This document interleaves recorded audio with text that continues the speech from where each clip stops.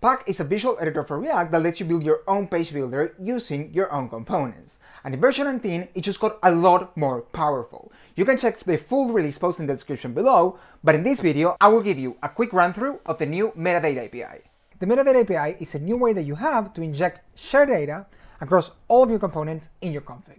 The way that this works is that you can pass that metadata as a metadata prop to the pack component, the render component, or even as a component config. You can then access that metadata prop directly inside of the render function or inside of your result data. So to show you an example of this, I'm just going to show you how you will pass an article ID so that we can then show it at the top of our articles. So the way that we are going to do this is we first go into wherever we're rendering the pack component, the component that renders our editor, and then you just pass a single metadata prop. Instead of this metadata prop, you can pass any object you want. Here, I'm just going to pass an article ID.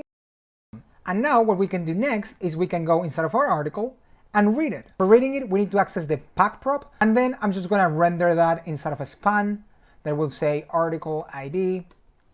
And it will just add that pack metadata. And inside of that metadata, that article ID. Then once that we have this, we will be able to go back into the editor, refresh it, and we will see that we now can read that metadata prop. We're reading it and we are rendering it. So this is super useful to actually pass contextual information that might come from the server side, that might come from some kind of third-party API we don't want to expose to the client, and then pass it as a prop and access it everywhere.